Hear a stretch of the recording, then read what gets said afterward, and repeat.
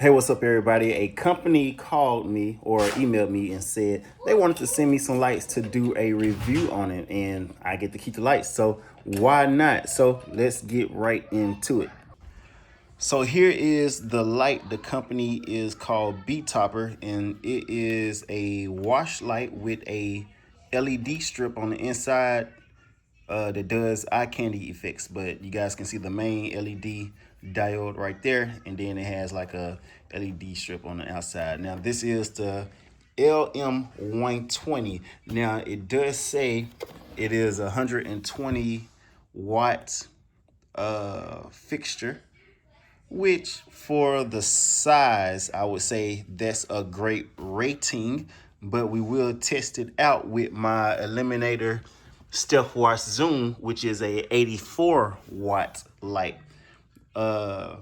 So 84 versus 120. And then also my Eliminator is a $440 light. While this one, I think it runs at, let me go check real quick.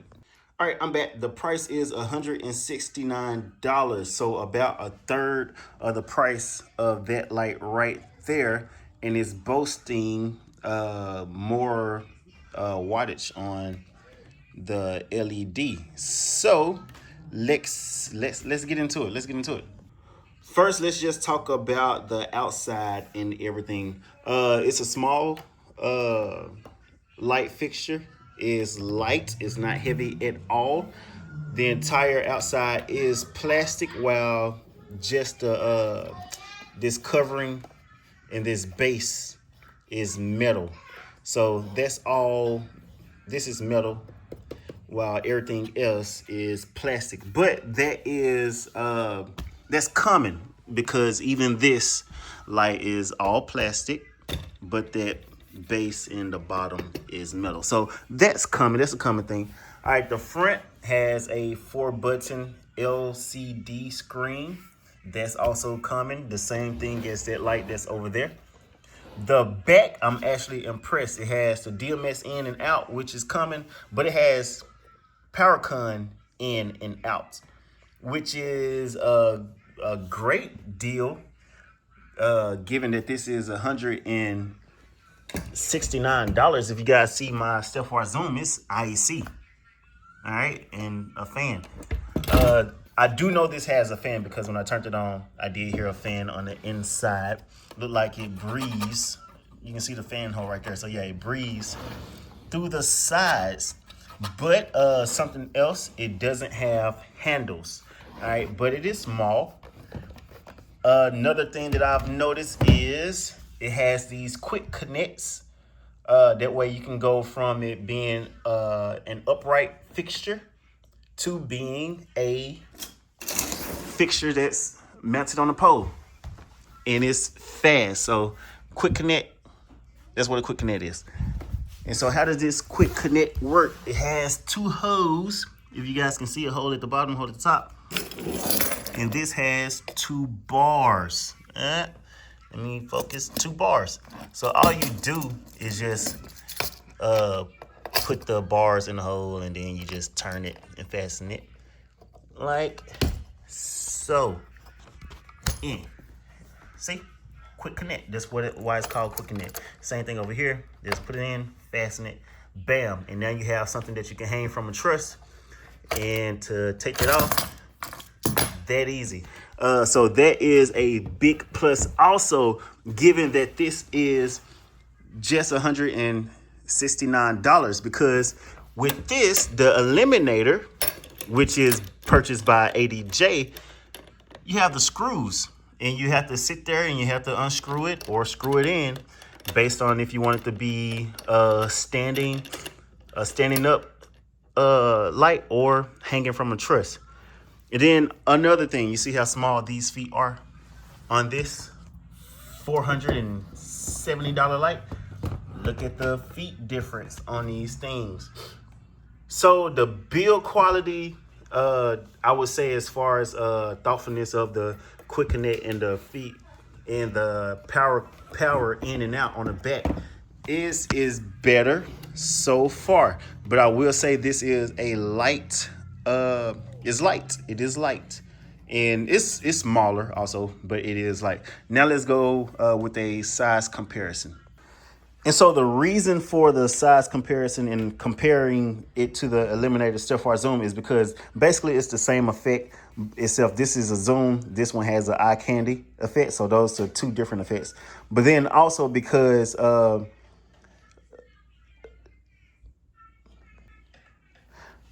right, now for the size comparison, you guys can see that the LM120 is on the right side while the Stepwise Zoom is on the left side. And this is the size comparison. So $470 light versus $170 light. So a $300 difference. Well, this is $439 or something, whatever I had said. So that's the difference on it. I did notice that is different. This has a metal, while this is plastic. It's probably more than likely it's metal on the inside. But that is, yeah, you guys can see the size difference. So this is a pretty light, is light, while this one it's not super heavy, but it is, it got some weight to it. Now let's go with the sides. So this is the side. You can actually see right through that hole. So the side of this has some metal and stuff to it, but whatever. That's not what we're here for. So the side of these things, you can see the size difference. But again, this is a $300 difference on these lights, right? And stick around because we are going to plug these things up. I do have my fog machine right there. I have two of these lights, one right there and then this one right here. But now we're about to talk about the manual, and we're going to talk about like the DMX and all that stuff, the LCD screen and all that stuff, the menu on the screens and stuff. So the manual, they were saving on paper, which I'm not, not mad at them about that. But yeah, so the 20 watt moving headlight, 4-in-1. What is 4-in-1? But yeah, they get right to it. They tell you a few specs about like the wattage, the how many channels and stuff like that. And then they go right into the LCD screen menu, which is this. So right now we're on address, and I'm gonna talk about that later. And then we go straight into the DMX channel operation modes. And disregard my ashy fingers. I'm about to go get some lotion right now. And this is a 23 channel fixture. And I almost skipped something. So what this thing comes with, they give you a single DMX cable, and they give you the power con cable. They're about 3.5 feet long each. Now, let me put on this lotion. All right, so I just turned it on and it is booting back up. I unplugged it and turned it back on because I was messing with it. So this is how long it takes to come on. And remember I said this one is actually the slave light, so it's not going to do anything after it warms up. It's just going to go to home position and stay there. So we're on address on the menu screen. Now, something I've noticed is when trying to master slave, your main light would be the one that's on auto mode or sound active mode, while the master slave is actually your DMX address. So just go to address and it would be in slave mode. Something else that I've noticed is there isn't a pan and tilt inversion on these lights. So if you wanted to invert the pan and tilt, just turn it around, right? So that is, that's that. Now let's go through this menu real quick. So as you push it, you have, I think that's the channel mode, sound active mode. And none of this stuff is active until you push enter. So auto mode, manual, I forgot what that meant right there. The temperature of the fixture. So yeah, it keeps the temperature, making sure it doesn't overheat. Display, you can turn the display on or off. This is the sound level, and then this is the reset button. Curve, the lighting curve for you guys who shoot videos or take pictures, and this is manual mode to where you can control. This is ultraviolet, but then it have blue, red, green. You can also control the pan and tilt, and that is it for the menu. So it goes right back to address, and it was a little funky trying to get used to this menu. You can see exactly what it is. You have address code, host machine. I never seen that host machine, whatever that is, NDNH. I'd never seen that on the LCD screen yet, and I've been looking for it, but whatever. I've seen the reset, the positive and negative. I've seen that. Automatic operation, I've seen that. The auto and sound. See, it says SLND, which in other fixtures it means slave, but it's not for this one. The access tilting for the XY axis, I've seen that also. That's under the manual mode. Sensitivity for your sound. Monitor LED on or off. I've seen that. Passage, channel 13. I don't know what that means, but it's there. That's something I might not even use. Your display, your temperature, your version number, and then your factory reset. And so on this one, I have the LCD screen to go off after so long. So that's that. Now let's plug both of them up, and yeah, let's show you guys what to do. All right, now we do have our master light coming on. We're gonna show you guys, I believe it's already on auto mode or sound ether mode. So as soon as it boots up, it's gonna go into action. So, all right, so we're on action, auto mode. So what I've noticed, these lights go to a position for about 5 seconds. 2, 3, 4, 5, and then to change. 2, 3, 4, 5. See, so auto mode is fairly, it's not doing too much, not doing too little. And then that eye candy effect on this thing, I'm gonna try to, when it faces me, I'm gonna zoom in and focus on it to where you guys can see that that eye candy effect. But right now, we're on auto. And like that middle diode, it flashes while that LED ring be on its own color. But yeah, this is one that I noticed it stayed for like 10 seconds instead of 5. But let's see. You guys see that eye candy effect? Kind of. Let's wait until it turns back around to me so we can show you guys that. Ooh, it's not doing it right now. God, that's bright. Ooh, that's bright in my eye.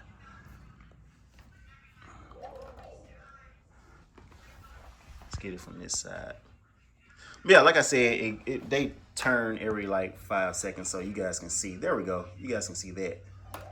That's auto mode. Let's go into sound active. And remember I said these things don't change until you push enter. So we're on sound. Let's push enter. Yeah, we'll be on 80, I guess. So we're on sound active now. And so if I stop, it stops.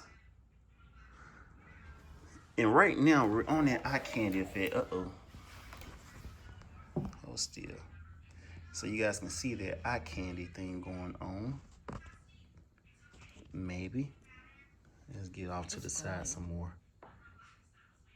Because I'm in the... And yeah, this is a wash light. It's not a beam. It's straight up a wash light. So we're gonna blow out some fog and let you guys see with some fog going. All right, so I got these things mounted up on this speaker stand, and this is gonna be a pan tilt inversion. And I have my fog machine just booting up, and it's blowing out some fog right now. So let's see what it does. And as you can see, these are definitely just wash lights. So it's not a beam at all. It is a wash light. Very minimum beam. And I do have a good amount of fog in here. So like if you can see from the curtain, you can see a beam. But on the lights, that's as much of a beam you're going to get. So it's a very wide angle on the lens. It is definitely a wash light with a eye candy effect, which is pretty cool. I like the eye candy effect.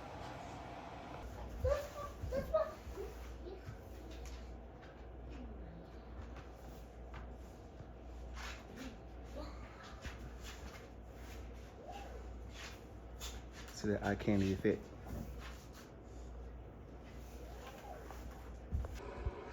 All right, now let's do us a brightness test. I have my Eliminator Stiff Watch Zoom booted up. It's been a minute since I had to work with this LED screen. Let me see, because I do not even remember the menu. I've set this on the address and let it sit for forever because I always use DMX.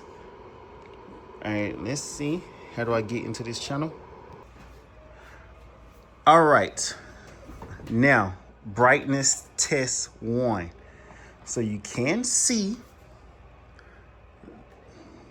Go ahead, turn the lights off and close the door. Okay. Let's get this fog machine back on. Let's go over this way. So you can see, for one, that the stepwatch zoom, well, it does have a zoom option, right? So when it zooms, it's definitely a more impactful light and sharp light. So it may look brighter then. The stepwatch zoom is at the bottom, the one that's moving faster. Remember, I did say that the LM120s, they move every like 5 seconds or so. So that's the stepwatch zoom and the LM120s in action together. Zoom out a little bit. So I'm going to let you guys be the judge. What looks brighter as far as a $460 light versus a $170 light? Of course, we do expect that the Eliminator to be brighter, but it boasts at 84 watts, while the LM120 boasts at 120 watts. So this is a fair comparison. They're both in auto mode. No funny business going on.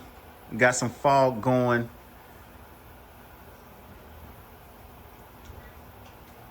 But hey, I would say for $120 with that eye candy effect, also, come on now, you cannot beat that at all.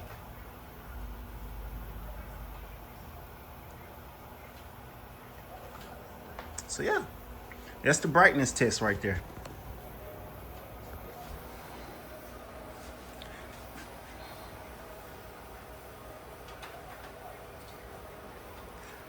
But to be fair, I would go ahead and say that the stepwatch zoom is definitely a bit brighter, but it's not crazy, too crazy of being more brighter than the LM120s, especially since it has that beam angle on it to where it can adjust its beam angle from about 12 degrees to 40 or so, while the LM120s are stuck on that one beam angle.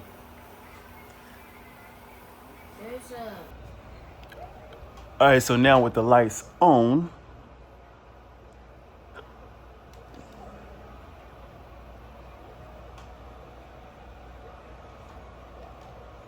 what looks brighter to you from this angle?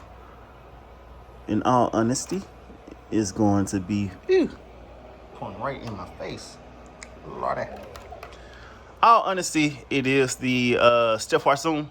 But once again, for the price of this thing, these LM120s, Betopper, you guys got yourself a good thing going, especially with the thoughtfulness of the IAC. I mean, power comes in and out, the quick mount. What else did I like? It does have a fan on it. There isn't a handle. It does have big rubber feet. Look at those rubber feet. Look at that. Small baby rubber feet on something that ADJ owns versus big rubber feet on something that a up and coming company have. So, hey, these are a great light, especially if you're looking for something to just, put them up and just let them go sound active. I say this is a great option. I do see a lot of small clubs that have moving wash lights. And I would say I haven't seen any of those clubs have the ones that have the eye candy. As you can see now, look at it. The eye candy on these things are nice. That was a good example right there that I just got. So yeah, that is the LM120s, and I did have a light to compare it to that a lot of people would know about. And I'm going to make another video, and that will be with DMX. So we're gonna dive into the 23 channels of DMX channels on these things, and we're gonna see how they respond to the American DJ bridge and the link. All right. All right, guys, so I went ahead and got my DMX bridge out my shed, and I set these to be on DMX channel 225. Push enter. I think I did that right. Let's see, that says 225, and that says, okay, let's see what we got. So I have my iPad right here, and my DMX bridge is over there on the couch. All right, let's see what happens. So select the fixture, go to channels. Right now, I didn't input the channels, but I do have the DMX functions right here. So I do know channel 1 is my pan and tilts. Let's see if we got something. We have nothing. And a second. I think I'm still on this. Nope. All right, we got the DMX bridge hooked up. Oh, there we go. We got action. So you guys can see they're moving. Let's point the top one to me, I guess. I think channel 2 was your tip. Channel 3 was your tip. So you got your pan on channel 1, your fine pan on channel 2, your tilt on 3. So tilt up and down, then your fine tilt on 4, of course. That's with most moving head lights. Go turn the lights on, Kingston. 5 is your motor speed. We're gonna skip past it. 6 is your dimming. It says aiming, but 6 is your dimming. So let's just turn 6 all the way up. Now, we have 7 is your strobe rate. We just gonna make sure that is open. Let's just go all the way open. Now 8, 9, 10, 11. You have red, green, blue, and white. So let's mess with your green. Red, green, blue. And so it says it has white. So it does have white. Cool. So that's 8, 9, 10, and 11. Let's see what that strobe does. So let's go ahead and turn your red back on and mess with your strobe. So with the strobe thing all the way down, it is off. So this is more like a shutter. So, and it's just that center diode. So it's one single, I'm guessing that's like a chip on board LED right there in the center. So it's just that center diode also, by the way. All right, let's move on. 12 says color. all or none. Ooh. Oh, so all the, oh, there is a color temperature. Cool. So it goes from a cool white to a warm white. I like that. I like it a lot. So yeah, 12 colors. It goes to the second page. So color temperature. They just didn't have enough space to put in there. So yeah, color temperature is always nice to have when trying to color match, especially with cameras and stuff. Color macros, I don't use it a lot, so we're going to skip that, but basically they're just different colors.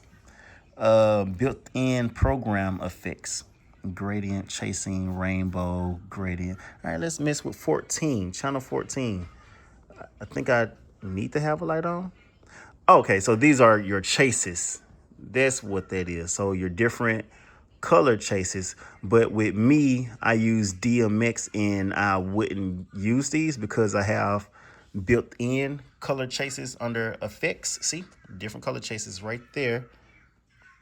So let's go back. So that's good to have also. So channel 14 is your color chases. 15, effect speed. So basically the speed of your color chases. All right. Now we made it to the light strip. So 16 is your light strip dimming. Let's just turn it all the way up. 17 is your light strip stroboscopic. So strobe, I guess. Let's see what they're talking about on this. Yeah, so that's just gonna be like different. So 0 to 3, lamp strip close. The light strip flashes regularly, and the speed changes from slow to fast. So different strobes for your light strip. And then 18, let's get into some colors. Nothing yet. Okay, so just like the your shutter at the top, so just like your channel 7, your DMX channel 7, your DMX channel 17 is also like a shutter. So with it off is not gonna work, but with it on, you get your strobing and stuff of your LED strip up in there. So 18 was red, 19 green, 20 is blue, which you can effect. So you can color mix with the, nice, you can color mix with the LED strip. Let's see what 21, do they have white? Nope, it goes straight to the effect. So there is that eye candy stuff. So the different effects. Let's keep going. Oh yeah, babe. Oh yeah, babe. So you can see this now without the oops, let me go back over here. Without the LED on in the center. So the different little eye candy effects. So cool. And this is just the LED strip back there doing different. I like that. I like that. Let's get close up on it. Eee. So yeah, that is cool. So eye candy, if you want it. Now let's continue. That's basically what I would use. And then so 21 was the effects for that. Oops, let me get you guys focused. So 21 was the effects for the LED strip, while 22 is the speed. 23 is just your reset functions. So it does respond to DMX, which is a plus. Well, I won't say a plus, but you expect it to respond, right? All right, so we saw that it worked with the different channel, the individual channels, but now I gotta edit some stuff. Settings. So what I did, oops, not settings, but patching. Go to patching. Let's go to the light info. So I went ahead and put pan as channel 1, which is pan, and tilt as channel 3. So we can see if this thing is going to operate with our DMX channels. So let's go and do dimming as channel 6. We're gonna work with that. All right, so now we have enough things set up in this thing to where we can control it with some of these effects. So we have this circle effect going. Let's see. Bam, it picks up. See, they're moving. They have a slight jitter. I don't have the pan fine on it. Let's make this a little bit bigger so they can move a little faster and speed it up.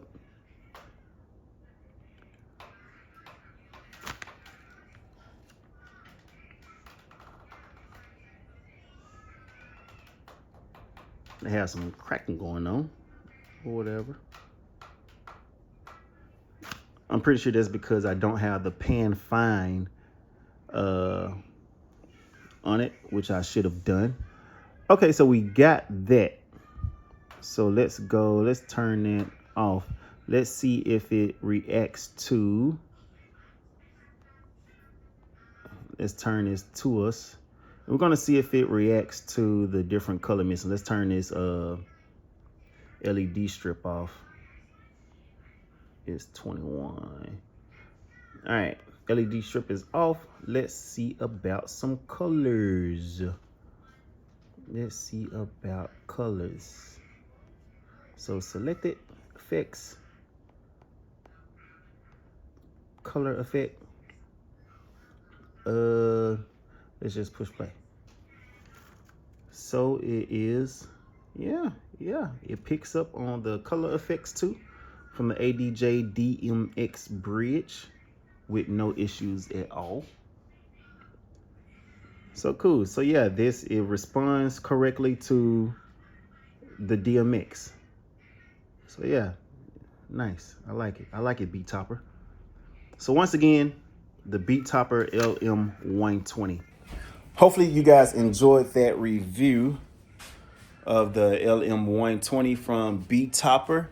I'm going to tag the link to where you guys can go and find these and buy them. Now you do not have to be into DMX like I am to just set them up, put it in master slave, and just let them go by themselves. They do have some cool light shows as is straight out the box on auto mode or sound active mode, and that's pretty easy to understand for just a regular guy who don't know anything about lights. But me, I've been doing lights for about 13-14 years, so I know a lot about the DMX and all that stuff. So but this is a cool light. You guys go and check it out. Betopper LM120, and also go to their website and see what else they have to offer. They have a lot of other options, from the lower price stuff to the higher price stuff. So you guys go to the Betopper and check them out. All right, my son told me to rate them. All right, giving the price, because we're going to be fair, I would give them an 8 out of 10 on the rating. And it's not much, not really a lot that why I wouldn't give it a 10 out of 10. Of course, you can't be perfect, so you can't get a 10, so we got to start at 9. One thing that took my rating from a 9 to an 8 is the handles. All right, and it's a very light speaker, and also it has stickers instead of a embroidered or chiseled in brand of the name. So not much to even just, as of now, as a first impression, there's not really too much you can say or give it like any negativity or positive. This is a light and it's doing what it's meant to do. So yeah, 8 out of 10 from me.